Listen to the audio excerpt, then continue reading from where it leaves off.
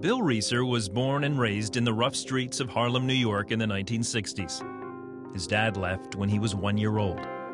When he was 12, he became a victim of violence. I walked into the hallway, and a grown-up guy met me there at knife point. And this was a guy that did some work, for the mob, and he pinned me in a corner at knife point, and I was helpless, and he sexually attacked me. And I had to live with that, and there's nothing I could do. I couldn't tell anyone about it for the fear of what may happen to me or my family. Bill began abusing drugs and alcohol. And I resorted to that to manage the pain that I had in my life, the pain from the abuse, the pain from getting picked on, the pain from not having a father. That's how I managed the pain in my life.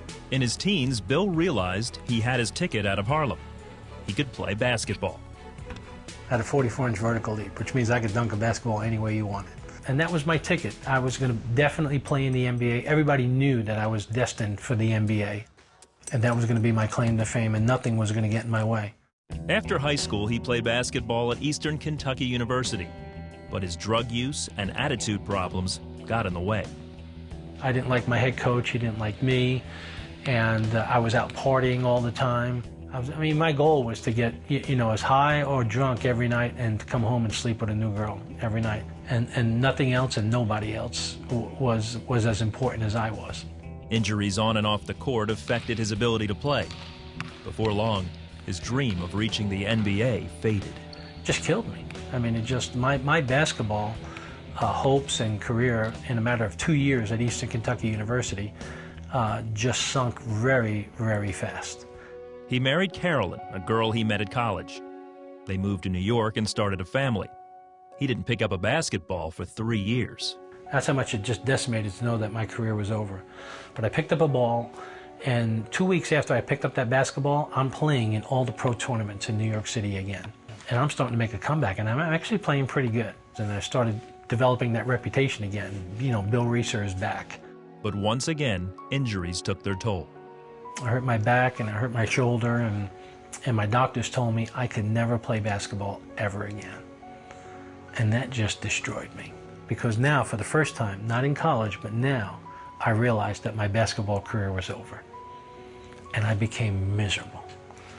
And I just resorted to more drinking, more drugging, started hanging around one female, and that led to an affair, which led to affairs and with other women. And my whole life is now spinning out of control. They moved back to Kentucky.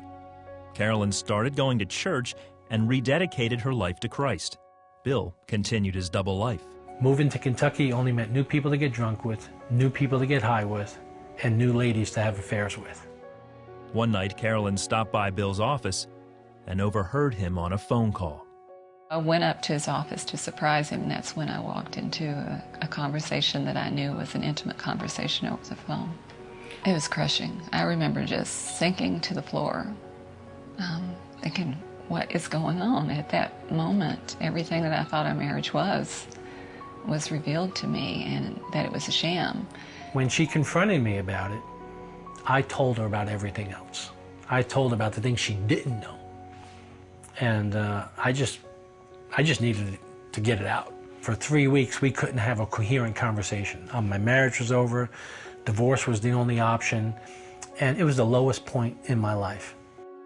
Before they met to discuss the terms of their divorce, Carolyn prayed for God to fill her with peace. The Holy Spirit just overtook me and took that burden away from me.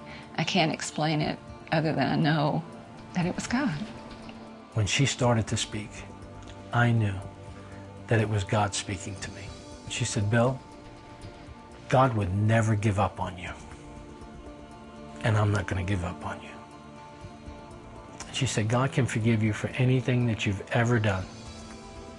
And then she said this, and so can I.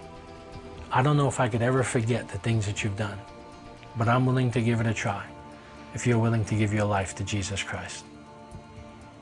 Now, at that moment, I knew that that was God calling me home. I realized, for the first time in my life, that God loved me despite me, and all He wanted was a personal relationship with me. And I made a decision that night to give my life to Jesus Christ. And from that night moving forward, God has changed everything. Bill and Carolyn surrounded themselves with other Christians and devoted themselves to prayer. The biggest gift is that God redeemed us. He gave us an opportunity, and that Bill said yes to God. And in doing so, he said yes to us.